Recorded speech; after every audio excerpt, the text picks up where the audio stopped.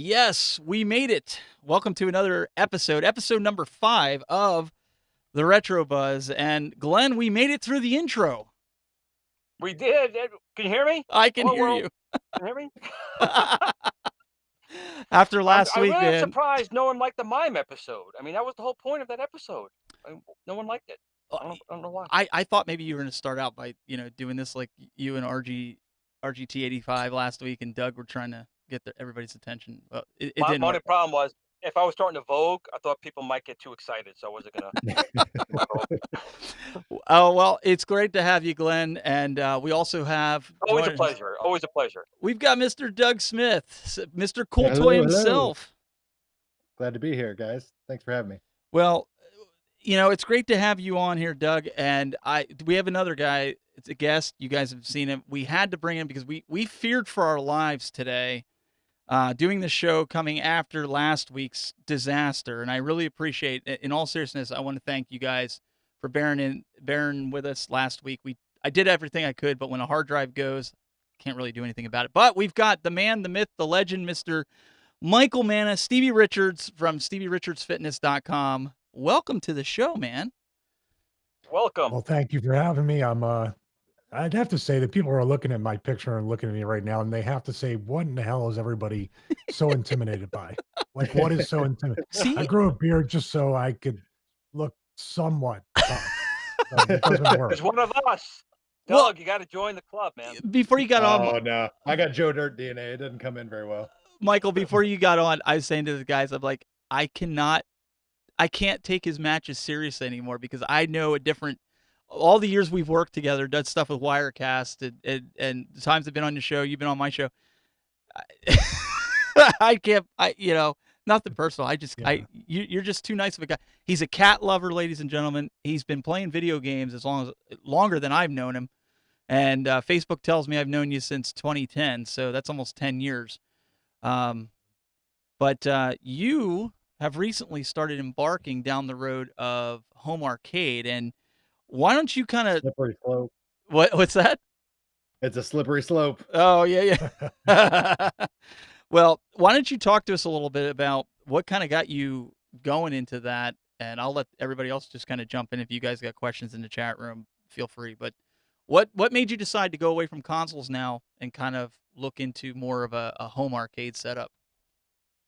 Well, I'm actually going to let everybody know that I was old enough to remember when these were not retro games. These were current gen games, and before even consoles were around. I'm almost 50 years old, and these games hold just like what all you guys, it holds a near and dear place to my heart. But also, speaking of heart, these games compared to like all the cinematic cutscenes and the 3D animations and the motion capture, I just feel like these games have a lot more heart and soul to them. So I've always had an affinity for them. And I think I'm the only person that has a category of not a home arcade, but I want to make a home gym arcade. So the arcade machines are going to go in my home gym. So when I'm resting between sets, I can play a quick game. Nice. Awesome. I think that's unique. I don't know. Well, he had me at these weren't retro when I was young, and that's all. That was a beautiful thing. A beautiful thing. Yeah, Doug It's and I are amazing probably that the people younger think- ones. Mhm. Yeah, it's amazing to think that it's coming way back around. What's old is new again. And when they see these arcade one-ups, these Legends Ultimate arcade machines and all this other stuff, they don't realize how much they should appreciate how easy it is to truly do this and how much money that we all spent going to an actual arcade, like in scraping their quarters to try to get Spy Hunter or these other games, and the top score actually meant something. These are times that I will always cherish in my life. So It's something that people just don't get. Kids will never understand, is what you just said. That experience, which is why like the arcade one-ups are doing so well. It's because it's bringing back an experience that doesn't really exist anymore. The arcades of today are not like they were back in the day. So No, it's there's a shame. social aspect to it. Going to the arcade and playing with your friends is a much more intimate and enjoyable experience than maybe logging in online and talking smack across a microphone and a headset. It's much more personal to play across the way from your friends or right next to your friends on the same arcade machine on a game you love. It's a really great experience. It's hard to duplicate. One of the things that I was gonna say before you said that, Glenn, I was like, you were kind of chatting with him, weren't you? And you kind of had to get that retro dinosaur stuff in there, didn't you? You had to Well, kind of put that in eh, there. not quite dinosaur. It might be more, mammoth. You know, 20,000 years ago. We're not Yeah. talking, prehistoric. We're talking a little bit after that. So, Michael, we'll give you an opportunity to kind of tell everybody in a little bit of why, and so far your experience as you were trying to build an arcade and kind of get into that. But I think the three of us, let's talk a little bit really quick, and I know you've kind of had your eyes on the Legends Ultimate. Um, there was a firmware release this week, 3.0.19, along with an open beta. And I have to say, and I don't know what your take is, and Glenn, will kind of go to you, and then we'll get Doug's view on this. Is I thought it was pretty solid, except for the instructions on how to get the screensaver to work. I thought that was a little bit wonky because I kept sticking my thumb drive in, expecting it to see it, and you had to go into the screensaver option in the settings in order for it to see it. What's been your experience so far with it? Uh, as far as we've had some rocky roads with some of the firmware, but this one seems pretty solid. Well, actually, I have not had a chance to try that. I am still testing a different firmware Slacker. that's not released yet. Yeah, well, I have another version I'm testing out, some features. So I haven't tried this one just yet. But um, I've seen people showing off their screensavers, and they're pretty cool. I mean, it's a nice thing to have. But I'm not quite on 19 yet. I'm still old school on older firmware right now. Doug, have you? Don't let me down here. Please tell me you've tried it. Yeah, I've tried it, Okay. and I can kind of back up what you were saying. It wasn't as intuitive as I anticipated. I was like you, I put in the USB and I thought, okay, that's all I have to do really, and I'll be off to the races. But I made that same assumption that I would plug it in and then I wouldn't have to go and like essentially hunt it down and then turn it to make it active. So that's just, poor assumption on my part. But if they wanted it to be a little more user friendly and, intuitive, that would be my 2 cents on how they could improve this. Other than that, I think it's a great feature. It's really cool. My biggest, hurdle at this point now is trying to decide what kind of a track mode do I want? Do I want a bunch of games showing? Do I want some cool retro synth music? What do I want? So What is my feeling for the that's what I time? was going to show. So right now I'm playing one that I had gotten in one of the communities. RS Mayor actually sent this to me last night. This is probably the best. I think I'm going to leave this up. I might throw my logo on the front.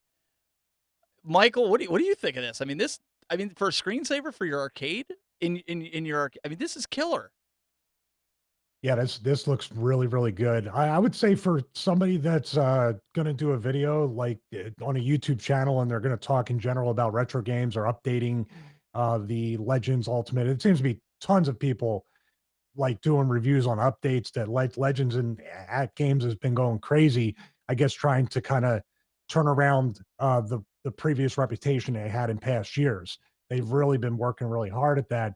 But I would put the YouTube channel branding just for those videos. But the one you just showed is probably the number one thing just to have playing in a for a personal thing. So if somebody walks into your arcade room, they look at that and they go, "Wow, that's pretty cool."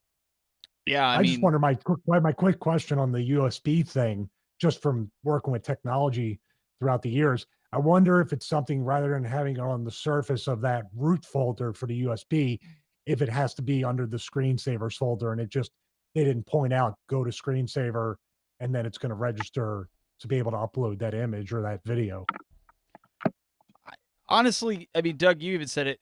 It was really wonky with the way it was kind of set up, and they don't pretend to be perfect with it, but I don't know. I leave my USB flash drive in all the time. Do you leave yours in all the time? Yeah, except for, when I'm powering on and off the machine, but for the most part, I'll leave it in there relatively 90% of the time, I'd say. See, I leave mine in all the time, even when I'm powering it up and shutting it down. I haven't had any issues. But I think what's happening with it is it doesn't read it, and they're going to change that, I think, for the future where it does read it, Michael. But you can do subfolders now with it, so that's good. You Right. can you can put stuff like that in there. But honestly, solid. I've been playing a bunch of games on it. I haven't had any issues. We had some issues with the UCEs in the past, and it seems to be playing just fine. I haven't had anything where I was like, ah, you know. Now Um, they added RetroPie support in this past update. That's what I think one of the videos, it might have been one of the people that have been on the show that I saw the video of that they're adding the RetroPie, like easily be able to do it. I believe Glenn and Dougie were working on that. They were playing Yeah. with that firmware. Yep. I've tested the Odroid support, which is, it's very similar to the Raspberry Pi because I've got a retro Pi image on my Odroid. But yeah, it's able to connect to the console, the arcade unit itself via Bluetooth, and then you're able to use the arcade controls. They've released a couple of updates. First, we had just one player support. Then there was a secondary update that had two player support. Now there's a third update that has the trackball and spinner support on that. So it's really moving along. I'm really liking that because that easily allows people to add thousands upon thousands of games, depending on how crazy you get with your RetroPie images, relatively easy without any kind of hardwired internal, external modifications. Like you're not really chopping things up, you're not splicing wires, you're not having to be a mad scientist in the modding world or anything like that. It's relatively painless, and it's a very user friendly, easy thing to do. I think for a lot of people that are maybe not as confident in their modding skills.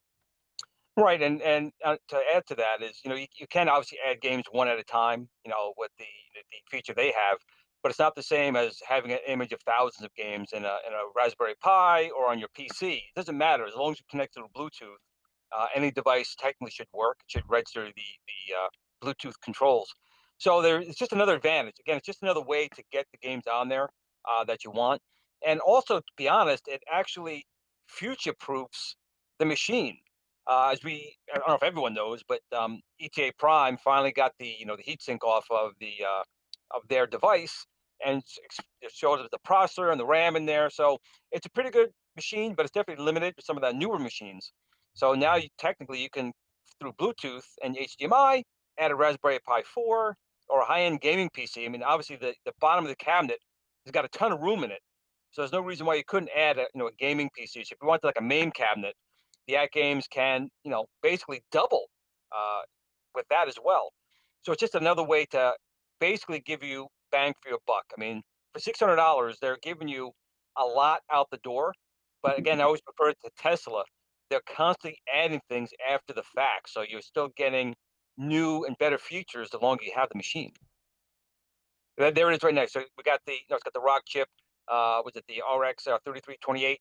Which again, it's okay. I mean, it definitely runs quite a few games very very well. But obviously, if you try to do anything like N64 or anything on the high end, there's no way it's ever going to do it. But if you connect a PC through the HDMI and the Bluetooth controls, um, you're basically again future proofing your machine. Wasn't it Doug? Somebody posted recently that they found some cores for PlayStation. Was it? Did you post it, or was it in one of the groups somebody else posted that they actually had Somebody else, PlayStation working?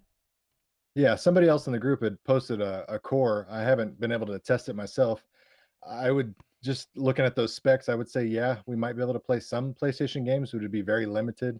I've got Right. some emulation handheld consoles. I have a very similar chipset, and they can handle some basic PlayStation games. But when you start getting things that have a lot of polygons, some of like the Tekken fighting games, things like that, those chipsets really tend to like bog down and struggle. And they're really the only way to make them semi-playable is to have like frame skip enabled, which really makes it an off-putting image in my personal opinion. Right. And that's again where like the Raspberry Pi or something like that will be an advantage. And again, from our testing, at least from my testing, the latency with the controls, there's a little bit, but it's not horrible. It's definitely acceptable, I think. And again, Tekken's one of my favorite freaking games. I love Tekken, so I would definitely love playing it on there. And so Michael, you ended up getting a cabinet. Why don't you talk about the cabinet that you got and some of the issues you ran into and why you now are looking at the Legends Ultimate or an Arcade One Up? Well, the initial thing was was because of Retro Mania Wrestling. I'm a big part of the Retro Mania Wrestling. They have Stevie Richards Fitness in the story mode, and Michael Herman, who was supposed to be on tonight, but he had a previous engagement. Had to, we were reaching out to places trying to see, well, Arcade One Up was the first one we reached out to because Tyler Goodman would do custom graphics, and that's what we really wanted to do was have a dedicated either arcade or a bar top uh, Retromania wrestling one. And with the Arcade One Up, it was difficult because he'd have to rewrite the code for the aspect ratio. Excuse me. So the very next step would be, okay, we're going to have a widescreen arcade cabinet. So we saw these 3/4 cabinets and reached out to a bunch of different places. Somebody had gotten back to us about it, and eventually I had the shipment sent in to assemble here in my home gym. And outside of the learning curve for somebody that doesn't like to assemble stuff or mod, I'm not one of those people, Doug. That I'm not really somebody that mods a whole lot. I like to basically just have stuff work out of the box. But I thought it'd be a good experiment to do this as a new consumer.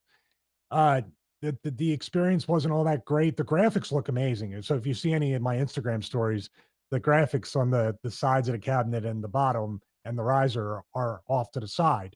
So they did an amazing job with the graphics.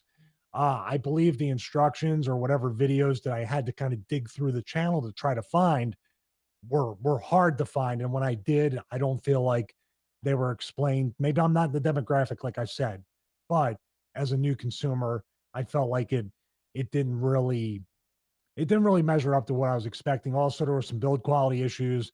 The team molding, whatever the router or whatever they cut into it wasn't deep enough. And I, as a newbie, I'm looking at it going, "What the hell am I doing wrong? It won't go in. I can't hammer it in. It's going to the side." And then I would look at certain points in the cabinet. I'd be like, "Oh, this is super easy. I can use my fist to knock it in." But these other points, it was completely shallow, and it happened to be on the front facing side of the cabinet where it would look really, really bad without T molding. Um, also, when I started adding it up, when At Games came out with the Legend Ultimate, and I had this, I'm looking at it, I go, okay, the base price on this, even though I got it for review as a collaboration, I got to get a 27 or 22-inch monitor.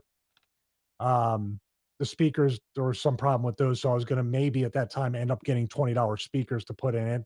Um, and then after that, I'm looking at a RetroPie 3B plus, and then possibly if I wanted to do PC emulation, do that instead.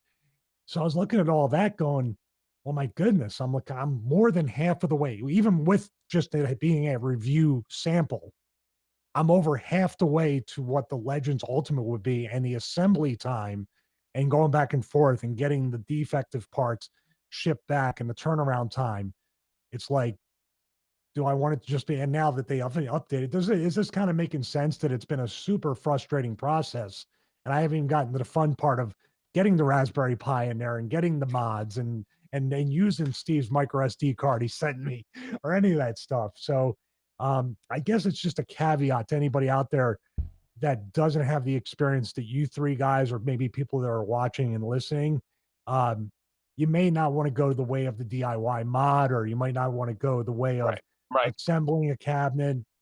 We just looked at it at number one was the customization to get a Retro Mania wrestling cabinet in the home gym.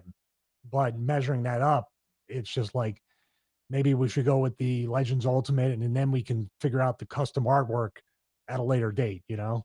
Because the widescreen aspect ratio on that was at a 24.5-inch monitor, so it would still Right. be within the realm of using Steam through Steam Link or something like that to play Retromania. So that's a long-winded answer to say it wasn't easy.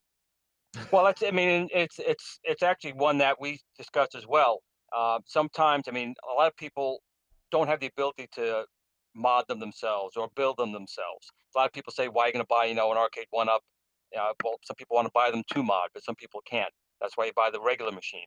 So what you're saying is not uncommon, and to everyone out there, it's an individual thing. If it's worth it to you, if you feel that the expense of what you're purchasing is going to fit your needs, purchase it, enjoy it. Don't listen to everyone else saying, no, don't do this. Go, buy the parts and do it yourself. If you don't have the ability to do that, it's going to be a nightmare. And it's actually can be very frustrating. And it's not supposed to be that, it's supposed to be fun. So, again, different machines have different target audiences. And if you're looking for like a MAME type of machine, don't have the ability to actually build it, or a lot of times those machines can be a little expensive, not for the only for the parts, but for shipping. The at games Ultimate Legends actually can fit that bill. Yeah, Well, because shipping is sometimes $200 to $300 for if you're going to do these assembly wise DIY arcades. It can get very expensive and it does add up if you wanted to have the functionality of that. I was going to say too that basically, you'll laugh at this. At my advanced age, I have to really think about my time is precious. There's more years behind me than in front of me. I don't want to spend all my years or weeks or whatever getting an arcade assembled.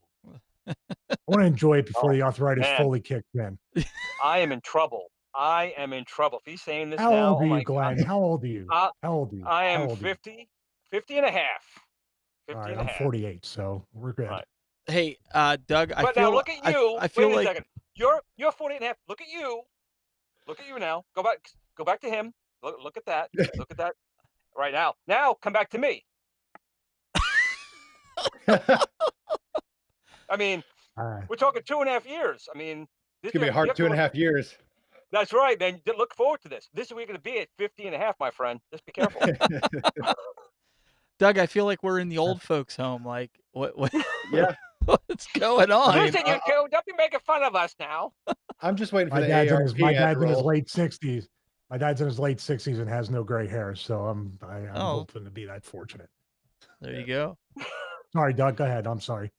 Oh no, I just complimenting your dad on his luscious locks. That's impressive. No, but I My think father, however, at 40 had no hair in his head. So, hey, way there. for the gene pool. Yay. So there you have it. This is what happens when you get old and you're a gamer. No, just but Michael, you've been talking to me about this and saying like, what should you do? Originally, you had given thought to buying an arcade one up. You were asking whether you should get the Mortal Kombat or the Street Fighter. And like everybody else, you were looking for some deals because you didn't want to put a lot of money into it, but you also because you were getting those special graphics for the Mania, which was going to cost anywhere from 150 to 200. I mean, that seems to be the going rate right now, even for arcade one up graphics. And so you were trying to come in at that price point, but now you got the Legends Ultimate, which again, let's preface this: you only want one arcade right now. You don't really want to line them up like the rest of us are doing right now, right? Let's start there. Yeah, I mean, my wife. If you've seen my YouTube channel with She'll the kill home you. gym tours, my wife is a saint. So she's. I'm not going to say, oh, by the way, we're going to line up a bunch of arcade machines over here. And I'm very much at this point because a lot of my videos too on the technology side are very mobile. Like I do a lot of stuff with Switcher Studio and the iPad Pro and portable interfaces and stuff. I'm very much into a streamlined, converged type of setup, no matter what I do. And that's kind of what I'm seeing here is like it's cool to have them lined up and it looks cool because I watch Silver Spoons probably like everybody else who wants their arcades lined up. If Am I dating my age right now? Does anybody remember Silver Spoons? Oh, Because that yes. was what I remember growing up and seeing those arcade lined up in that kid's playroom. And I was like, I want that. But getting back to that, yeah, it's about having it all in one place. And of course, you hear about these people where, this thing takes 10 to 15 minutes to set up and you're ready to go. That's pretty attractive. And And more, you don't have have no idea how much I appreciate that right now. well, I was gonna say, After and everything, you're not buying a monitor. The Legends come with it. The arcade one ups come with it. You're not buying any of that. You're just essentially putting it together. I mean, honestly, guys, Doug, Glenn, what 15 minutes? I think that was faster than doing the arcade one ups. To be honest. Yeah, the Yeah, fastest time I had for an arcade one up was 31 minutes. But the Legends, just taking out of the box, putting it together was 14 minutes, and that was taking my time. yeah, I think I had 15 minutes as well, and that was fighting with one screw that didn't really want to set well. But I'm like Glenn. I probably put several of these arcade one-up cabinets together, and I'm even at pit crew speeds with a power drill. I'm lucky to pull off 30 minutes. So yeah, 15 minutes. Even having some issues with getting some screws to go in on the Legends cabinet, it was a big reduction in time, which means I can play games for 20 extra minutes. So And that's a plus in my book. where how far are you along, Michael, right now with your cabinet? Just being honest, throw it out there. I'm nowhere. I'm nowhere with it because when having to put it together, I'd have to get the monitor, have to get it all set. I thought about making it like a shell, but as I assembled it that time when I said, I'm just going to put it up there, Mhm. it's going to be good to display. There we have the lack of the T molding on the front and around the thing, and it looks like wood. You guys know what I'm saying. Maybe the Yep. people can't picture it, but without the T molding, it really does make it look like It I looks just bad. stuck stickers on plywood Yep. and kind of Yeah. put it up there. So in essence, in the end, if it doesn't work out, I'm going to figure out what's going on. It'll be really amazing artwork to be on the home gym wall. And I hate to say it that way, but it's like my wife keeps asking me every day, like, what are you gonna do with this thing? And I'm like, "Oh, I'm just trying to figure out between, depending upon what happens with where Mike from Retro Soft Studios wants to go with it. And every time, I mean, I'll add one more thing, and I hate to nitpick because there was somebody willing to send it. Um, the the wood was cracked where the monitor goes, so I was afraid to even attach the monitor. I Mm. Oh don't know yeah, how far structural through the issues. crack goes. I'm Yeah. sorry, build quality That's, issues? Yeah. yeah. So, if I did put it together, Doug, Glenn, Steve, I'd be like, "Ah, is it gonna fall apart? Is it gonna be like, what am I Well, gonna do to it?" it honestly sounds to me like road trip. It sounds like you need, the trio to come over and, take care of you, man. That's what it sounds Yeah. like to me.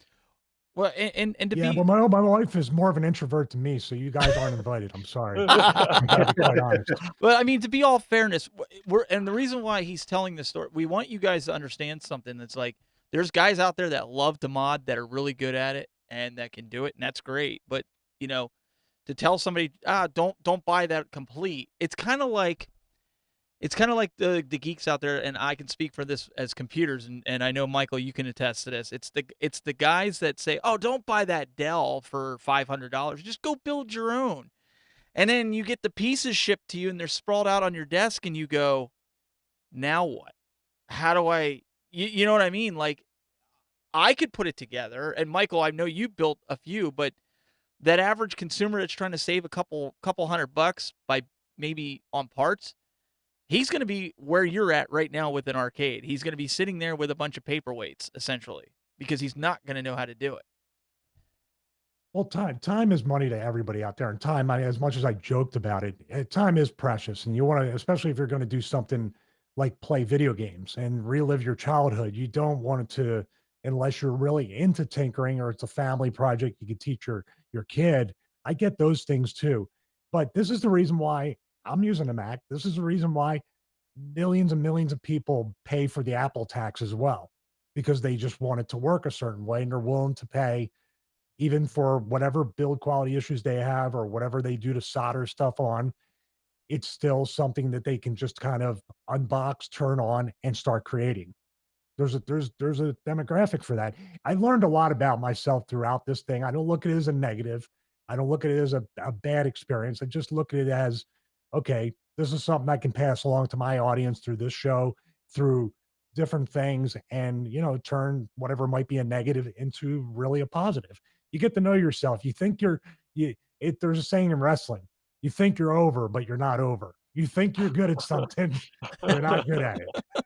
And you have to admit that to yourself. You have to admit that, hey, this isn't the sort of thing I want to spend my time on. Maybe I want to, kind of divert my resources, or maybe the extra whatever money is worth my time to save. Yep, I mean, to yep. be to He's be he's he's right. I gave up on the powerlifting because of that one fact. I was doing it for years, and I was up to about 25 pounds, and I said, "You know what? I don't think this is for me." But I mean, to be fair, guys, Glenn, Doug, how long did it take you to make your first Raspberry Pi image for like using Emulation Station or RetroPie? How long did it take you, Glenn? Well, the very first time I started honestly working with the Raspberry Pi, that the Pi 1 had come out, or the original Pi, and actually I had gotten it, and it actually ticked me off for a while. I threw it in the corner, but it was when it first came out, and it was very limited. There's not a lot of knowledge about it, and I didn't revisit it for about a year and a half when I started working on my first micro arcade build. But honestly, that was honestly spending 2 hours a night for weeks. to finally figure out how to get it all running and how to get everything programmed and get the buttons working and get the software installed on there. Even now, if you don't do it all the time, you forget. You have to research again. How did I do that? It was right in my brain, and you can't figure it out, and you got to do it all over again. So again, there's some people who do this all the time, and that's fine. But the average person, it's really not for the average person. Now that comes into effect of, there are people like on eBay who kind of Mhm. sell pre-made cards. You're not supposed Mhm. to really do that, but they do. And then there's people going into forums, and I keep deleting them, and I'm sorry about that, but I can't have ROM requests. I mean, it's a shady area, but I can definitely tell you, unless it's Robbie Roto or Vectrex, those are the only ones that are available to the community. Those are ones that were actually released to the community. Everything else is very, suspect.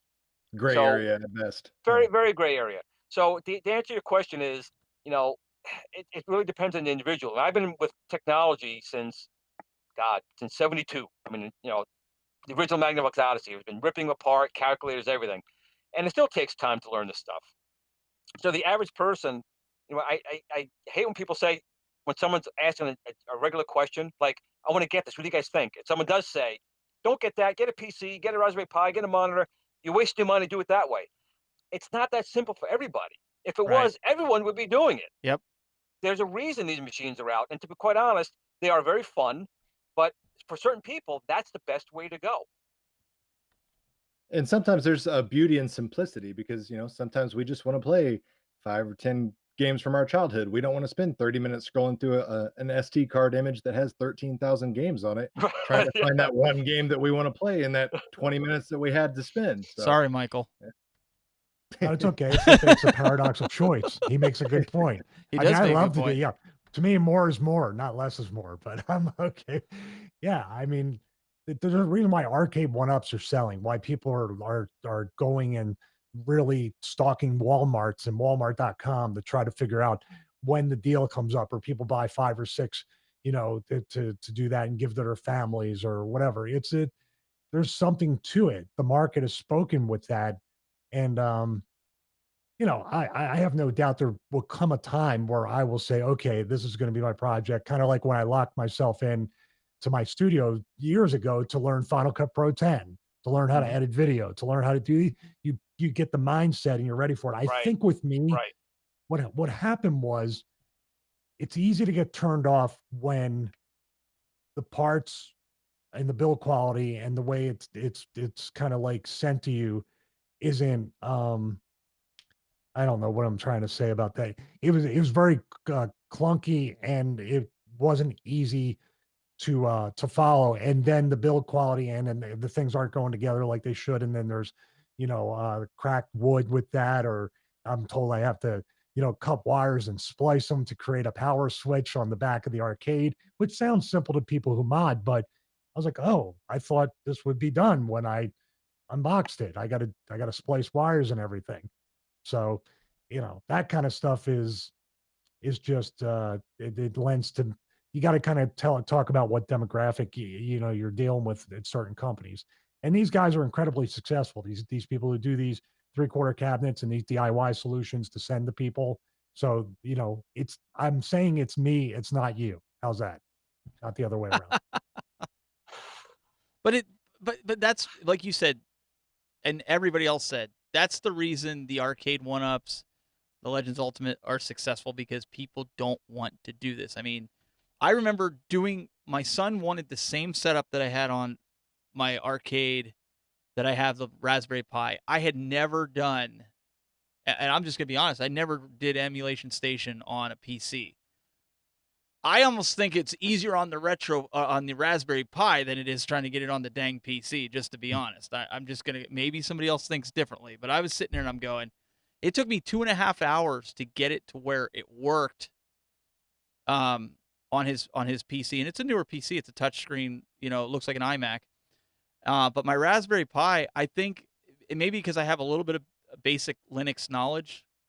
Like when I boot my Pi up, you don't see anything scrolling past. You see nothing. It looks just like a console booting up, and even the image that I sent to Michael.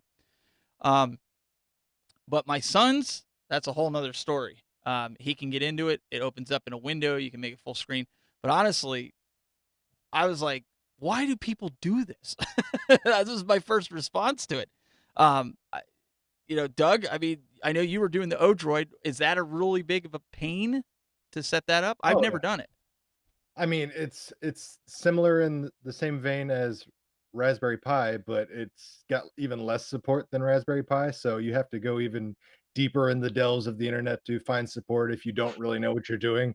So, I mean, you're kinda rolling the dice 'cause you're getting a more powerful processing unit, so you're gonna be able to play some of those more advanced consoles, but then again, you're also getting less internet support and, forum support and things like that. You've got less people to kinda lean on if you run into a snag. So it's a double-edged sword, but it's like you said, there's a massive downfall to losing an entire weekend or something into potentially, trying to troubleshoot these things. Because yeah, you might get it up and running, but it's not operating maybe the way you want it to or expect it to, or maybe it's not as clean as you would like. So like you were saying, where yours doesn't have any kind of code running. Mhm. That sounds awesome. I personally, all of mine have code, and as soon as you said that, I'm like, well, now I've got to go spend a weekend digging through how to get rid of, my boot screen and my code on my Odroid, just so I can have a more clean, nice, appealing load on my games when I get it up and But running. but do you know why I did that? Because I have a little 7-year-old who likes to press buttons when he's not supposed to, and I didn't Smart want all choice. I didn't want all that work where he ends up in Linux's, in the boot Yeah, system where he's faced with a prompt and he goes, "Dad, I swear I didn't hit anything. I just hit that button and that button." And I'm like, yeah. Famous last words. Baby I never Yoda, Right, touched that's more anything. than anything. Yeah. Baby Yoda, don't touch it. but in all But seriousness though, real that's what real makes it quick, hard. either of these Raspberry Pi and the Odroid are basically a cakewalk when you start talking like virtual pinball or something along those lines. Now you're talking a whole nother level of frustration trying to set those up. That's why I have not modded my Toy Shock. Even though some people are saying there's latency and listen, ETA Prime did a video. He showed at 120 frames per second, there was 2/10 of a second from the time he hit the plunger to the time that the flipper moved. I want everybody to let that sink in right now. We're streaming at 30 frames a second. The human eye looks at things at 24.9 fields or frames per second. How you're seeing 120, a 2/10 of a second latency on 120 frames is beyond me. Now, I will say this: some tables I can notice a little bit of ball lag, only probably because they're meant to be played at 60 frames. Correct? Most virtual pinballs, Yep. so you get a little bit Or of ball more. float or more. Okay, so I understand the guys now. I understand when they say it seems a little slow, but honestly, for a guy like me or Michael who doesn't own one, or my kids, they're like, Yeah. "Dad, this is awesome." Yeah. What's that? Yeah. Because I've Yeah, seen yeah. them. I saw Doug's video on that, and I was like, this is super cool. And just the technology of the way it works and everything, and the size, the lack of size, because it looks like a pretty small footprint. I don't care about. I mean, I've seen people doing different ones they want to mod with different pinball games, but if I got the right one that I liked, I would be like, man, this is that's probably it. One arcade machine and one pinball machine, Yeah. and I'd be pretty happy. I have to sneak that past my wife, but it shouldn't be a problem. Good thing she's sleeping right now, right? Yeah. Yeah, but she's pretty cool. Hey, I like I said, there's a reason why the entire gym, Yeah. the entire home area out there, living room, sunroom, and all the other stuff is gym equipment because this is where it used to be in this room. This is our new tiny living room podcast studio, but we took it out there because she knew my dream was to have an actual home gym. Every professional athlete or other people that I've seen have had full home gyms that they could utilize, and we've built quite a good one, and we have great working relationships with fitness equipment companies and do a lot with them and stuff. And I break things that just like I didn't break the arcade cabinet. I didn't get it, but I break cardio machines. And I actually broke an elliptical for Diamondback Fitness, and the Chinese factory renamed the T-bar after me because it was literally. I was like, the weld must have been bad, and took pictures and everything and video, and it was like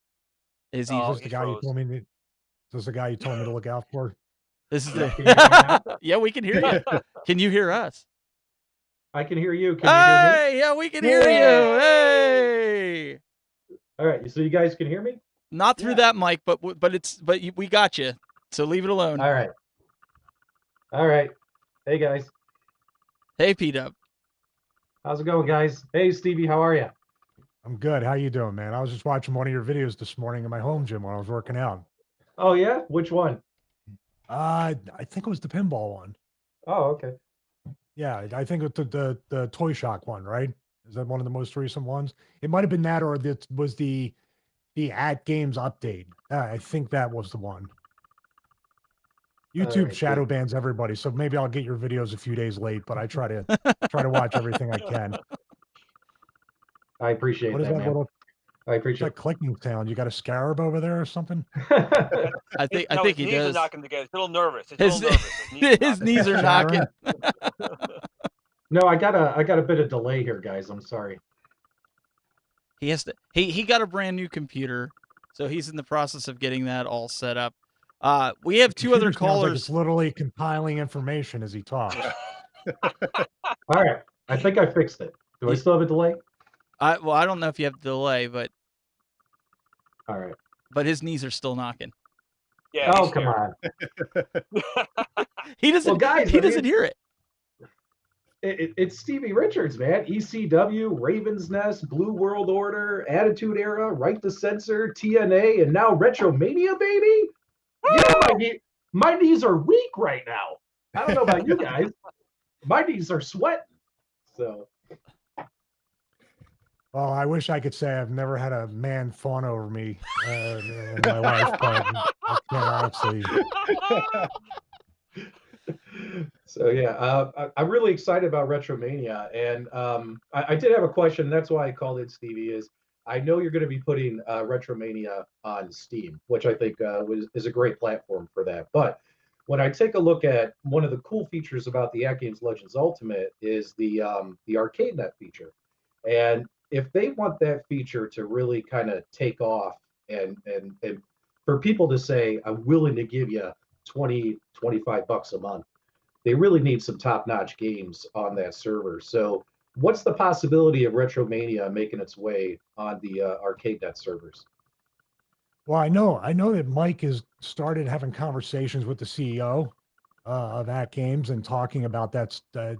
I mean, details like that, I guess.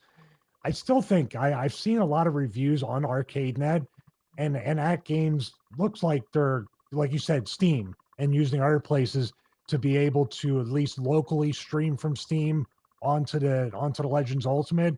So they're not locking it down where you got to pay the $20 a month for ArcadeNet. But you're right; they need to up the game to really make it look like it's an Xbox Game Pass or the PS Now or whatever other subscription services there are to have some top-notch games. I don't know what the licensing thing is. I know Mike from Retrosoft will probably be the easiest deal they could make if they wanted to do that. Everybody else, there's a lot of hoops to jump through. I mean, what would some of the games you guys would want to see on there to make it worth $20 a month? Well, for me, I know Retro Mania would definitely spruce that up. Plus, Plus, don't blow smoke up my ass, man. Don't. I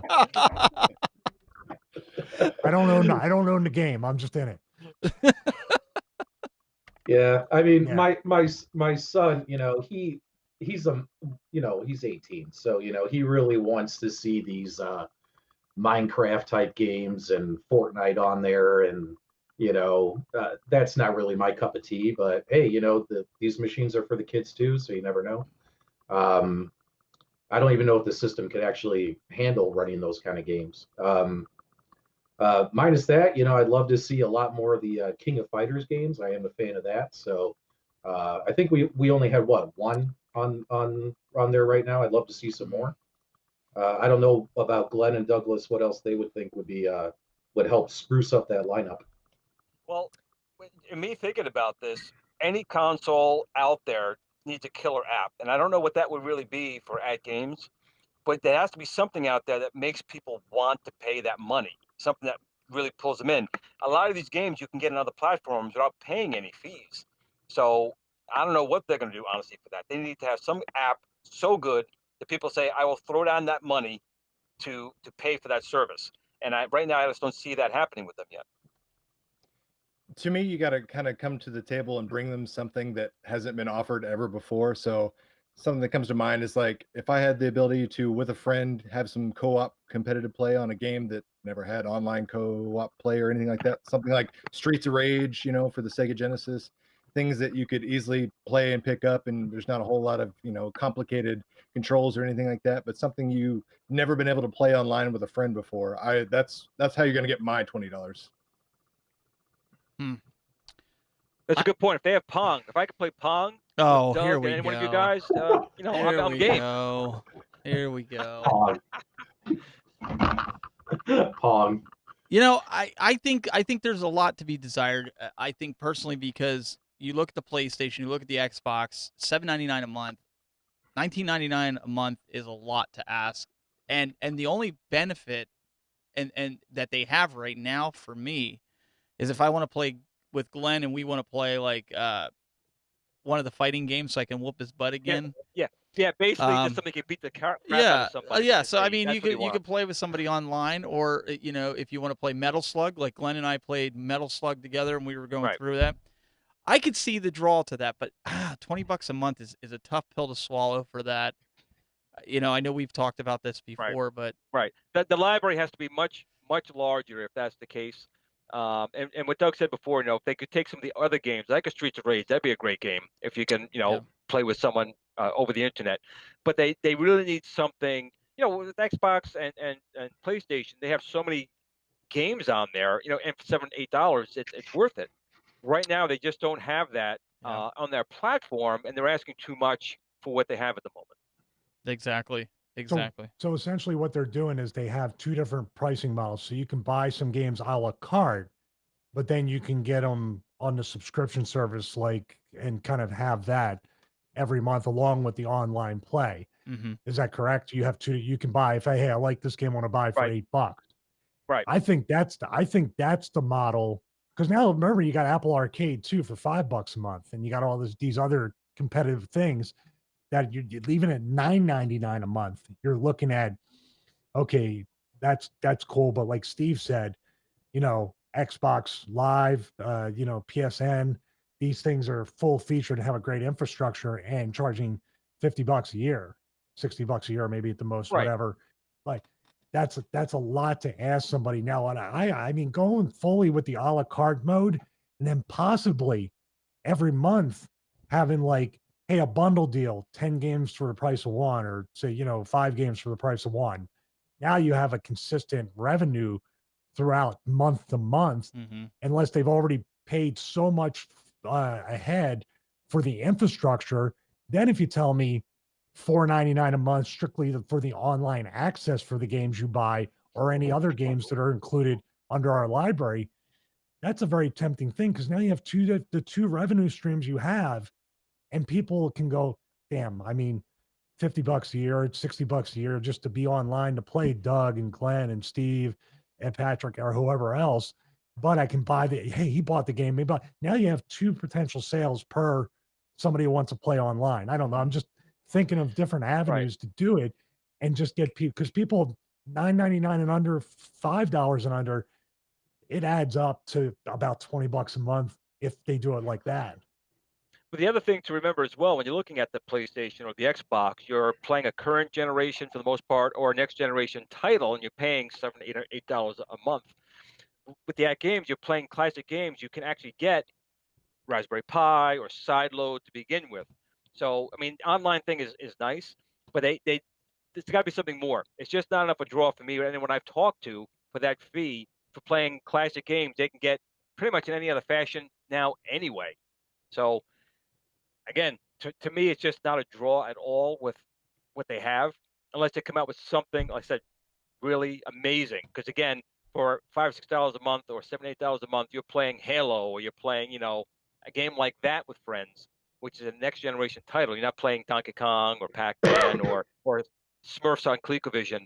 over the internet. It's not quite the same. Smurfs on Glee.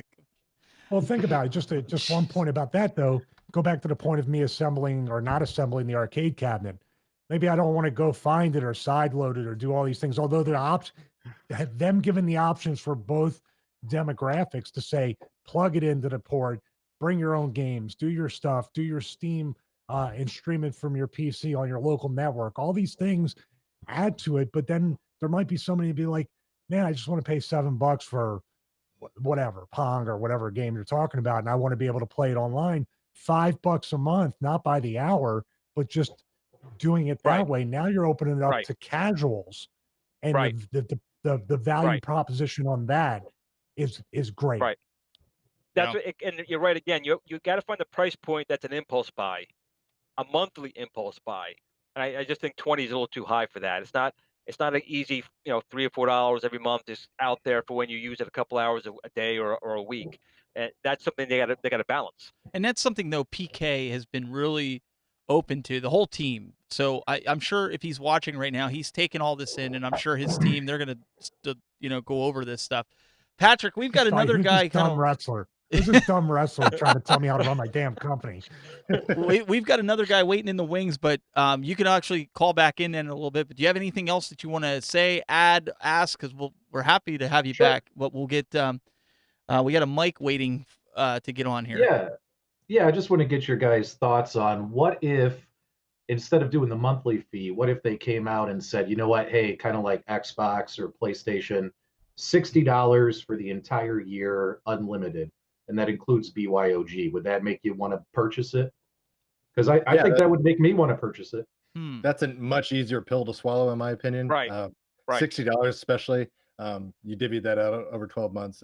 It's pennies, and it's relatively comparable to other streaming services and other things that you would pay a monthly fee for. $60 for a yearly subscription is a very easy sell, in my opinion. Right. I think that would be a home run. Yeah. Right. And actually, you probably could build up a good user base at that point. Now go to other publishers and say, look, we got 10,000 or 15 or 20,000 people signed up for a year. We have people here that are getting locked in. We need content. And that might help along those lines as well. There's another point with that too. When you offer a yearly subscription to somebody, it gives them the impression that the company is going to be around. Yep. So games has a past. This would make people think a little bit more with confidence that the company is offering something for that length of time. They'll be comfortable investing for the year. That's a good point. No, I'm with the rest of the guys. I'm in on it. P-Dub, thank you so much you go ahead and throw your plug out there. Let them know where they can, if they lived in a cave and don't know about P-Dub's Arcade Loft. Yeah, check us out on YouTube, youtube.com, P-Dub's Arcade Loft. The same handle on Facebook, Twitter, as well as Instagram. So new channel started 4 months ago, and we're just starting to move the needle and take off. So appreciate all you guys who've already subscribed, and hopefully we'll get some more before the end of the year. And thanks a lot for having me on, and nice to talk to you, Stevie Richards. Same here. I'm subscribed to all your channels. Woo! So just so you know. He was waiting to hear that. I think he was he wanted to make That's sure. all he needed. He didn't need anything else. And like I said, Patrick, feel free to jump back in later. So we'll let's get like I said, we have another gentleman coming in here. His name is Mike. See if I can get, if Mike's there. I mean, he's had the patience of a saint, man. He's called. I believe Mike is still here. Mike, are you there? Can you hear me? We can hear you. How you doing, Mike? Yes, welcome. Hello. Yeah, just going on some of the stuff that you guys were just talking about, but I want to get back to the virtual pinball because you guys are killing me on that one. I there's only so much I can say, as I think some of maybe the other guys on this feed have maybe signed things saying they can't say too much, but I can tell you that there is going to be big changes on the arcade net. It's going to be well worth it. I think a lot of people's minds are going to get blown about what's going to be capable coming up in the future. So just hold on, PK definitely has a plan, and those guys are working day and night, and it's just amazing how fast they're coming out with stuff. But the plans they have, I think, are going to blow people's minds. That's great to hear. Yeah. Very reassuring. Yeah, I think it'll be interesting to see what they're going to do and what they have planned. And part, I think all these companies, they have to be seeing what's going on with Toy Shock right now, right? That they have to be looking at it going, hey, we can make this and we can make it better. Could you imagine a virtual pin? And like I said, I don't get into modding those, but that works like the Legends Ultimate, where it's internet connected and you can bring your own tables. And I mean, everybody's salivating when you hear that, right? Oh, 100%.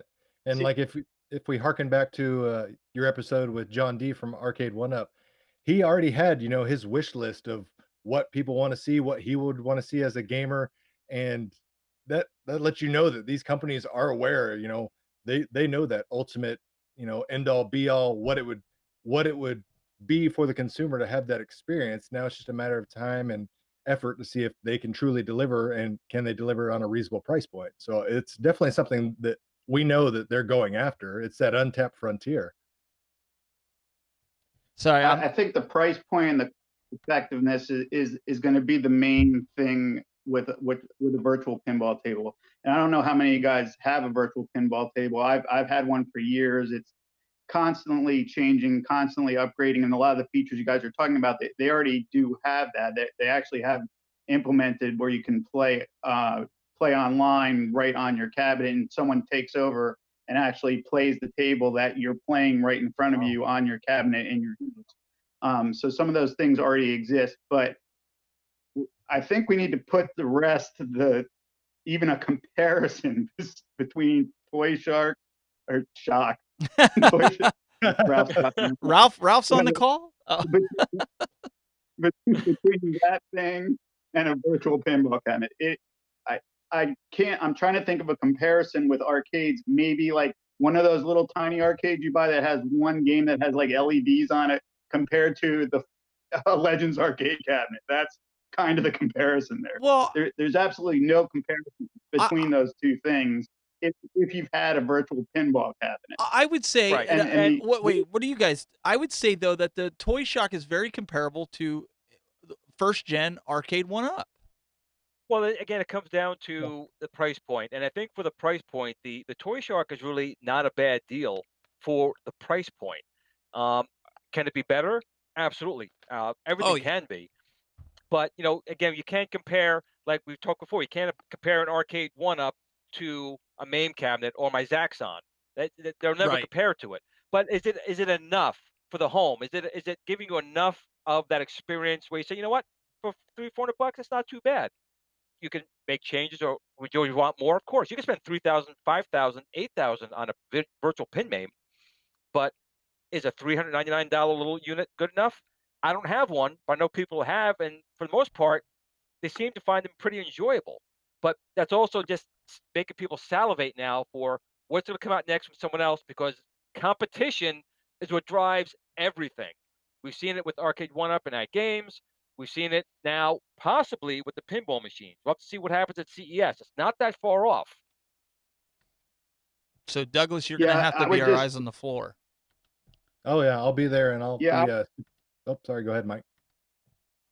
Sorry, Doug. I just, the thing with me is going to be, how are they going to be able to get something equivalent to a GTX 1060 video card into one of those things and an i5 processor, and do it at a price point that it'll actually be worth? Because here's the thing, like all the guys on this, and probably everybody watching, we're addicted to this stuff. Let's be honest. Like not one of us, one cabinet or one anything of, I have, one with a pie, one with a Pandora's box. I have the at games, which currently right now everything else is collecting dust besides my virtual pinball and the at Legends, I have to be honest. But once you play a real virtual pinball machine, there is no going back from it. I spend more time on that than probably anything else. and there's constantly more stuff coming out for it, and it's all user created and free. So it, Well, Mike, let me I just ask you don't this. think Let me ask you this. What would be with your experience, and we'll get Glenn and Doug and Michael to chime in on this, because I don't know. What would your ideal price point be if I were to say to you to get a mediocre, we're not going to say championship level V pin. What do you think the price point should be to get the quality that you could say, yeah, you know what, everybody should own one of these that are into V pins or arcades? But what would you say? I'd say I mean, if they mass produce it, I don't see how it can be under $1,000. Okay. I just don't. I mean, I took I mean, I'm not a rich guy. I've kind of scrapped along in this hobby, and I used to own a couple pinball machines, and if you've owned pinball machines, they break. They're very expensive to fix. I found out about the virtual pinball, which was something I could do myself. Anything that went wrong, I could fix myself. I took an old cabinet, which I know some people hate this, but it was a junk cabinet, and it was not a good title or anything like that, because people get mad when you take old cabinets and convert them. But I scrapped everything in it. That was my shell, so I got that for maybe like $100, full size cabinet. And then I started with an older computer, and then VPX progressed, and I had to upgrade. I had to upgrade to an i5, and I used to have a 1050 video card. I had to update to a GTX 1060 to run 4K. I didn't have a 4K TV in my thing, and then I saw a video of someone with 4K. Slippery slope. It's how it starts, man. It's Yep. a drug. It is such a drug. You can't stop. I mean, I'm the one to talk. I got a whole basement, and I got like 3 bedrooms. But my kids, like, there's no place to move. But it is a drug. It is a drug. It's all your fault. Yeah, today I ordered something for it. Today they had a sale on a Hue system that you can, it'll connect to my HDMI, and it'll do backlighting for the tables that I'm playing. Like, that's how nuts I am at this point. So Glenn, what do you think? Where's the price point have to be? Where do you think the price point has to be for that? I hate to say, like, to put the Legends in the same category as the Arcade 1-Up, but we'll say like somewhere in between those two machines as the mediocre point. Well, what Mike was just saying, we've been talking about for a while. Like, even when the Toy Shock had come out, before we even knew about the Toy Shock, I was like, there's not going to be able to come out with a cabinet at a price point that's going to be decent. And he's right. I mean, if you want to do virtual pinball with the proper play mechanics, you need a powerful video card. And it's just so weird that a pinball machine requires so much more horsepower than an arcade machine playing, Tekken or something along those lines. But you do. So what price point? It comes down to, if people expect a Zaxxon in the house, they're not going to get that below a couple $1,000s. It's just not, because you're looking for that type of experience. But if you're looking for, say, an arcade, a 1-Up / add games type of thing for the home, I've been pricing parts out myself. I've been dabbling in virtual pinball for a while. I'm saying if you could do it for under $700, I'd be, or 700 at all, I'd be impressed. It's possible. It's possible, but again, there's going to be trade-offs, and people have to be willing to accept those particular trade-offs.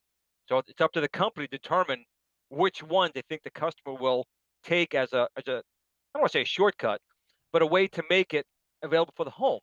Because remember, when you make it for the home, theoretically, a beast like me or you guys not beating the hell out of the machine when they're playing it. You take better care of it, so you're not worried about making the box incredibly arcade quality strong, just good enough for the home. Do you have to have a 4K TV? I don't think so. I think a 1080p screen would probably be more than adequate, but you do want to have the 2 screens. You do want to have some type of feedback, like a rumble pack type of thing. Mercury switches were things back in the day. For some reason, I guess they're toxic. I don't know. Poisonous. I think Re-Res was saying something along the lines of joystick I had as a kid, that the Mercury switch was kind of dangerous. I don't know. I threw it across the room a couple of times. So, But you gotta take that all out. And But I honestly think if you come out with the machine for $6.99 to $7.99, that's really a quality machine. If a company could do that, I think that's the price point. They're gonna be obviously more than an arcade one up or Nat Games. But if that's a virtual pinball machine price point, I think if you could hit that, if you could beat it, better. But I think if you could hit that price point, you would do well. What about you, Dougie? $7.99. I think that is the sweet spot. $500 is typically your threshold where you go from average consumer to prosumer and things like that. Anything under $1,000, I think, is a win personally. But I think to get more people on board, $7.99 is probably where you're going to need to start. It doesn't seem too far off of like the Walmart price of the At Games Legends Ultimate Arcade cabinet. And this is something I assume would have to be scaled down for home. I'm not expecting a 40-inch play field and a 25-inch monitor up top or anything like that. I would expect a slightly scaled down 1080p screen, and maybe some trade-offs. Maybe we lose haptic feedback, but if you have something like online connectivity or some AAA titles, I think you can win some people over that way. Michael, what's your price point? but Well, I think start a YouTube channel, get some traction, write an email to the company, and get it to review. That'd probably be the best way to go. They can make it as top notch as they want. Yeah, Then. there you go. There you go. Mike, sorry. Are the toy shocks really the highest? If I saw $400, Yeah. Are they really that bad as far as price to performance ratio? Depends of who what you it's supposed to be. Depends who you ask. Right. You go to a purist, the Yes. purist is gonna say it's no good. If you go to the average person in the home, just looking to play some pinball, it's not. Again, I don't have one. I've only seen one for a few minutes. It's not bad. It really isn't. And I honestly think that in time they'll probably get it down to maybe $250, $300. $100 off. Yeah, Yeah. it's at some point. But again, we've also talked about this in the past. This is the first one kind of hitting the market at this price point and this type of a mass market thing like at Walmart. So they're testing the waters. So in the next few months to a year, the company's going to come back with their level 2 version, and other companies start coming in. So that's when we're really. So in the next year, we're really going to see another war. We had a war before with Arcade One Up, coming out. People saying their toys, they're junk. To now, Star Wars and the other machines like Turtles came out, and people are now cramming to get them, and they're happy to Mhm. have them. Mm-hmm. And I think we're going to see the same thing with these virtual pinboys. The toys, the junk, and then in a few months, start to change. All of a sudden, people are scratching each other's eyes out with like little cats. I mean, Michael, To, to myself, get one. myself, and my kids, we love it. My daughter, every time I get a high score, she has to go in there and try to beat it in high score. My wife plays it, so as a family, we love it. Like I am not a pinball purist. From any stretch. I mean, guys have been complaining about the bezel. You see guys painting it. Honestly, I got 2 little kids, man. The bezel is my best friend with people setting their drinks down and grubby hands. I'm just being real here. I don't have a problem with it, but my negative for it is the speakers are absolute garbage. Absolute garbage. Like 5-watt, 8 ohm. Very tinny sounding. They're awful. But they recorded the original table sounds with it. So the sounds are not, I mean, they sound like they're from the 70s, the 60s. They sound like that. So is it bad? No. Is it worth me tearing that thing apart to put 2 new speakers in for $20? No. I honestly, but I mean, just being, the buttons are crap. I mean, they're even cheaper, I think, than the arcade one-ups. If I had to be completely honest. Do they feel all right to play the game? Sure, but they're not going to be, a Sanwa clone or a Hap or whatever. They're not going to be that if you're looking for something that feels authentic. It's not. It's a toy. Right. And let's remember that when Arcade One Up first came out and this machine's coming out, the advertising and all the papers were little kids, not us, Right. not the big kids. Right. Correct. We're the yeah. ones who adopted it and taking it to the next level and actually going to the company. It's a toy. Come on, let's do better. but that's not what they were coming out to originally. I mean, again, Arcade One Up got the toy award of the year, product of the year. It wasn't the arcade machine of the year. It was a toy. Of course, now they're realizing, hey, we can get a little bit of quality, be a little bit more money, but these guys are going to buy it, and we are. Yeah. So it's expanding. But the Toy Shark, now I'm doing a Toy Now Shark. you're doing it. Jeez. That pinball machine was 100% advertised as a toy, period, For children, yeah. Yes. for children. Okay, so but now they're seeing once again that us crazy nut jobs who are still kids want it, and I'm sure you'll see a phase two being a little bit taller, have adjustable legs, maybe another screen in the back. Just have to give them time. But I take my hat off for them for even coming out with that price point. There Look you at can that. see in comparison. Let me zoom in here, Michael. So you could see right there in comparison to the arcade one-ups, the toy shock. Let me zoom it out there. Yeah. So Fits you in nicely, yeah. so you guys can see. I mean, it's I'm It's a nice 6'2". looking little cabinet. I'm 6'2", and I don't want to sit on a stool. I sit there and play it. I don't have any issues. Michael, you're what, 6'4"? No, I'm 6'2". 6'2". Okay, so you're fine. I mean, you could play this comfortably. You don't. I mean, you wouldn't have to do anything kind of crazy.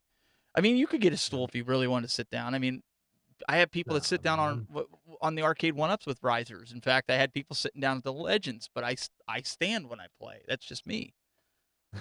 I stand when I play Madden on PS4. I'm walking back and forth and calling. I'm like a Screaming. coach on the sidelines. Mike, That's good with me. No, that thing looks. I can see the silver bezel. Like we're used to seeing pinball machines that are edge to edge. I can understand that, right. but it's probably definitely hiding circuitry, boards, whatever it's hiding, wires. It's actually It just looks hiding a like small screen. We've already been under there, and there's not a lot of electronics. It's just the screen doesn't go all the way to the sides, so it's just hiding that. okay. But again, there's nothing wrong with that. It's again the price point they wanted to make, and you know, uh, you can see talk better than I can because you have it. The screen looks pretty good, I'm assuming. It's 720p. It's not 1080p. It's 720p 30. Any of the text on it, because it's the original images from, somehow they got the images. I don't know how they did it, but you cannot read, like on most pinball tables at the bottom where your flippers are, you have instructions that you can read. You're not reading those instructions that are on there. It just looks like I couldn't read it anyway, it's, to be honest. even me, you know, my wife has better eyes than I can, and I'm like, is it just me? And my daughter's like looking at it going, she's like, I can't read that. So you want 4K? it's not. That's No, what you're saying. Mike, no, it's not 4K. That's absolutely right. You want it. No, but I'm telling you, this thing is just a gateway drug. That's all that thing is a gateway drug. If you remotely like, and I don't even want to use its name because that it irritates. But me, you know that what? thing. New Year's But if you- New Year's is coming, and we're having a New Year's party here, and we have a bunch of people coming over. They love the arcade one-ups. They love the Legends. They're gonna have a ball on this pinball. I mean, I'm just being honest, and it's gonna get its money's worth just from that. So yeah, the casual person is going to get their fix. You know, yes, not everybody needs that $4,000 virtual pinball machine. Just the way not everybody needs a a $3,000 full size arcade cabinet. You know, different strokes, different folks. It's going to satiate a need for some. It's going to fuel a need that some people didn't know they needed. You know, they're going to like, oh my gosh, this is not enough. I need to upgrade, and they're going to go down that rabbit hole, and they're going to go after a $1,000, $2,000 build it yourself virtual pinball, or they're going to go way down that rabbit hole, and they're going to get divorced because they spent $4,000 on a virtual pinball machine. Or went to an auction to try to buy arcade stuff, right? Yeah. Who's that guy? Who's that guy? He almost got himself. I lost my debit card that week. I'm not sure if that was related. Well, I got some good news for you guys. You guys have seen it. I've been in contact with the company. They're based out of Canada. It's called Pinferno. So they are in the. Let me get rid of this lower third here. They're going to be sending me one of the 3/4 sizes to compare it against the Toy Shock. So we already know their price point is $975 for the 3/4. Now, before everybody gets excited, here's the caveat, right? They're based in Canada. They are a small company, and it's going to cost them probably $200 to $300 to freight ship because they put it together. It's not like an arcade one-up or Legends where it comes flat packed, just or the the other one. So this is competition level. So you're going to be able to see it run at 60 to 120 frames per second. It's running a PC inside. The buttons are competition style from what they told me. Now, again, I don't have it in hand. And again, things could change. They did tell me they were going to send me one, so we'll see. We'll see what. And I'm putting that full Well, disclosure out there. you can That's then a use that's the a toy full shark box. to put Yeah. Oh, go ahead, beer Mike. on while you play. What's that, Mike? You were cutting in and out. You can then use the toy shark to rest your beer on while you play that, so you'll never go back to that toy shark. Well, you know what? No, I'll still keep. You know what? I'll still keep the toy shock because you know what? My kids love it. And to be fair, my kids, one of them's 7, the other one's 11. They've never played real pinball. They don't know what real pinball is. They've seen it when we've gone to the retro. There's a retro store where I get like a lot of my retro consoles, games like Dreamcast and stuff. They've never played pinball. So I had to show them. They didn't understand the idea. Like, what's the idea? It's to get the highest score. Well, how do you do that? Well, there's certain targets that you hit on the board. And honestly, the at games and that toy shock get played the most out of anything that I've got here in the arcade. And that's being complete. I've got 10 arcade 1-ups. One of them's modded, and my kids play those too. And that, again, I bought that pinball. I wasn't given it. That's the God's honest truth right now. Those 2 machines are what gets played the most down here. And actually, And- I didn't and tell if you. They actually sent me one of the pinball machines already. I didn't get a chance to tell you, and I have it right here. So it's a little Look smaller. at Than that. the shipping, they're kind of lying on the shipping. It's a little smaller than they're representing. Just to let you know. Okay, so You pay just be freight for prepared. that. Okay. It- $300 from Canada to ship that. It was great. Isn't it like that guy that won? Remember he on eBay he bid on a Toyota and they actually sent him a toy Yoda and he was mad. Yeah. Something along those lines. But Mike, our caller, do you have anything else that you want to ask or any other questions? We'll drop you off and see if anybody else wants to jump on. But we appreciate you calling in, man. Yeah, just one last thing. Not everything with the virtual pinballs is expensive to do either. One of the coolest features of them is there's like a $15 board you can buy, and this is what amazes people when they use mine. Is it makes it so you can physically nudge the cabinet, and whoever comes up with whatever next, they should add that board because that amazes people. When they nudge a cabinet and a digital pinball moves, that's one of the things that blows their mind. And it's not an expensive thing to add either. So that any of the companies at games that's going to be coming out with a pinball machine in the future, that would be something He's that got really some kinda- blows people's mind. He's got some kind of inside information that we're not privy to On that I apparently. don't. on that I don't. Not on anything with the pinball. But and I'm not allowed to say anything about the other stuff. So, but I'm big fans of all you guys. Keep up the great work. And thanks for having me. Thanks, Mike. Well, we appreciate you calling in, Mike. We really do. You know, I never understood why they couldn't just use an accelerometer. I mean, cell phones, they're penny chips. yeah. And an accelerometer would very easily let you nudge a machine any way, shape, or form. I don't know why that's not something that they can use. Maybe that's what he's alluding to. Maybe Yeah. it's just a different version of an accelerometer on a different Maybe. chipset that actually configures in with their board. Maybe. I think Mike, if you're still watching, I think you need to do a video on it and put it out there so we all can see it. Is you said it's easy to do, and I'm being serious because maybe some of the guys that are modding these toy shocks, maybe they'll throw it in their toy shock. Some of these guys, I know, like Ralph's doing a heavy mod on it. I mean, maybe that'll be something interesting for people to do. I don't intend to do it. My kids like it. They like the plunger. You know, it serves its purpose. A plunger in my household has a different meaning. So Yes. I'm glad you're enjoying that kind of plunger. Yeah, usually the Fuck that. plungers I get to use is meaning I'm unclogging a toilet somewhere, but the kids do. That's- You know, it is what it is. But guys, I put the link in there. I think the moral. I was going to say, I think the moral of the whole story of the theme of this is that just you can't judge what somebody else considers to be fun or enjoyable or entertaining.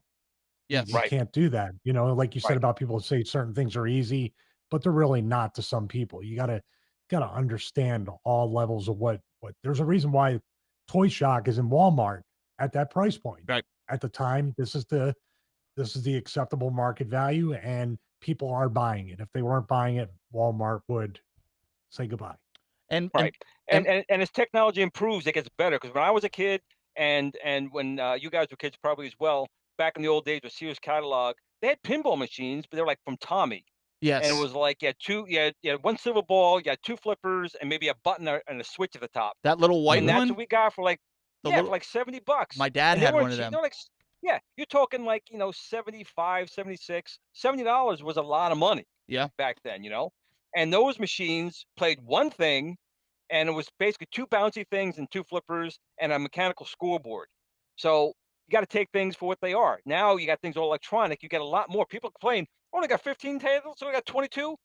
So that's more than we ever had. I know. And Bruce Yeager in the chat room, which I just met this guy through the forums and everything. I've never really talked to him, but I have a lot of respect for him because of some of the stuff he's been doing. He's been modding it, but he makes a great point. He said for $400 a toy pin, it offers a whole lot of fun for an entry level machine, and I have to agree with it. I really do. I have to say, if you're hankering for one, buy it. I don't regret paying $400 for it. Right. Now Right. now some of the arcade one-ups that have come out for $500, I have a hard time swallowing some of those. Just being real. Well, I think Well, the thing honestly, is, if you would ask somebody 6 months ago if the Toy Shock pinball would have even been feasible at, a 399 price point, I don't think very many people would agree that it was doable. So Yeah. the fact that somebody was able to do it, get it out to market, and kind of to harken back to what Stevie was saying, it's not being misadvertised as something it's not. It's at Walmart, it's advertised towards kids, it's advertised as a toy. It's not something that's on a spinning, rotating rack in the Magnolia home theater section of a Best Buy. no, you're absolutely right. And again, I was one of the people who said you're not going to get it for that price point. I mean, I said it more than once. So I take my hat off for them to doing it. And it looks nice. It's got older pinball machines on it, but the license is probably cheaper. But I like Haunted House and I like Black Hole, those games that are on it. So it's not a bad little cabinet. Your expectations just have to be set for what you're getting. Some people say, well, $300, you should get a lot more. They don't know the technology. You're getting a really good deal for $300 or $400, but it goes for $399. So some of the people are saying out there that the audio is getting like crackly on YouTube. It could be YouTube because we had an issue with getting on YouTube in the beginning. I would suggest if you guys are having that issue, if you want to jump over to Facebook. Yeah, puberty is a long time ago for us, so we shouldn't be cracking our voices. Yeah. Now they're saying over on Facebook. Wait. Yes, audio is bad audio on is too. YouTube and Facebook. Okay. Well. Yeah. So let's do this really quick. I'm going to play a video. I'm going to stop the encoder and restart it, and let's see if that remedies the audio, because it sounds like it could be an internet connection thing. So let's try to do that. Just bear with us, guys. We'll just make it go dark real quick.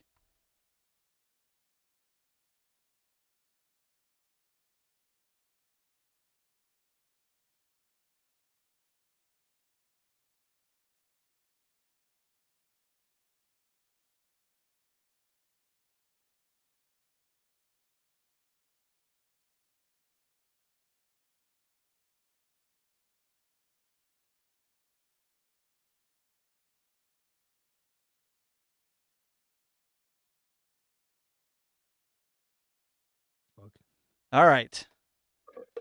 Let's see Angry if that, people, really? That never happened. let's see if that fixed Not it. on the internet. Let's see if we got this, because we still got it they want a recording, refund. and yeah, they want their refund. Let's see if this is Talk better. to the two bouncers on my right. They'll get you your refund. They're saying still no good. Really? Brad's saying the same. It could be something with the connection from what I'm streaming to, or it could be Facebook in general. It is kind of late, so let's see what we can do here. I could stop YouTube and restart it. Let's see if that works. But you guys carry on the conversation, and we'll see if we can get this remedied. If the Facebook feed drops, I'll just restart it again and see if that fixes it for you guys. Meanwhile, the recording's still going to sound good. So, Okay. So with the pinball, I think CES is going to bring a lot with that. And Doug, I know you're going to be there, so hopefully you can get Yep. some footage. And is that something you're even going to ask some of the companies?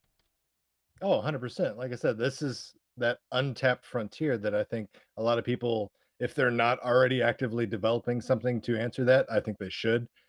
Clearly, there's a market for it. There's a large audience out there that wants to have some sort of home arcade virtual pinball experience, whether it be solely virtual pinball or if it's something that is electromechanical, similar to, like I said, the Zizzle stuff that came out years ago that seemed to not do well at the time, but is now garnering more and more respect over the years for what it was. Um, I'm definitely going to be asking anybody that has any sort of hands out there in the home arcade world if what they've got to respond with. Are they going to try to go the arcade one up route where they have dedicated single AAA titles, or are they going to go the at games route where they have online connectivity to where you could potentially download multiple tables or play against friends, things like that? Everyone's going to have their own variety and their own way of looking at how they think virtual pinball should be delivered to the users at the home. Yeah, I wish we were able to get out there and go. I have credentials. I can't justify paying to go out there just right now. But hopefully you can get us some video. Glenn, are you expecting a lot of the companies to jump in on this, or do you think that it's just a fad for some of us guys that are like a new shiny object? Ooh, pinball. No, I think Doug's right, and I think the technology is getting to the point where CPUs, thanks to AMD, trouncing Intel at the moment, chips and the GPUs are getting cheaper. They're not rock bottom cheap, but they're getting cheap enough now where virtual pinball for the masses is kind of becoming closer to reality. So I do think that companies are going to start jumping on board, and again, that's just a win for the consumers because as they do, competition is going to spur and price war, technology war. We're going to win. So I think that 2020 will be a virtual pinball year myself. Interesting. So, guys, I think I reset everything. Let me know. Let us know if the audio is better now. So we'll have to see. I don't know if it's going to start up the same one. Hopefully, it does. If not, on Facebook, you're going to have to look for the other video feed. But Michael, do you have any comments? We can wrap this up here shortly and go into like a post show. I know this is past Michael's bedtime. He gets up at like 3-4 in the morning and Don't heads worry, to the I'm going to gym. call every one of you at 3 a.m. when I work out. Make up for it. He does. He's not in for the long hauls, but we won't hold you for the full, the 2. We'll let you get to sleep, but No, it's anything fine. you got? I'm having a good time. No, it's good. My thoughts, I think it's a great positive sign actually for CES and hopefully potentially E3 because it's been so bastardized over the past few years where CES, in my opinion, has become completely uninteresting, sensory overload, and really lateral movements in technology. So this whole fun type of atmosphere that could be brought with the at games being there, I got Arcade One Up, to have it be a more intimate style of presenting these new products that's what old is new again type thing. I really think will help these conventions more than even the companies realize. I think so. I think it's going to be one of those interesting things. So why don't we do this? Let's wrap this up and we'll go into a post show because they're saying the audio is jumbly and I'm kind of hearing that. I can try backing out of the TriCaster and going back in, but let's end the recording. That way we have all that. So, ladies and gentlemen, Mr. Stevie Richards, you can find him over at StevieRichardsFitness.com. Check him out for all your fitness needs. And are you going to put your disclaimer up?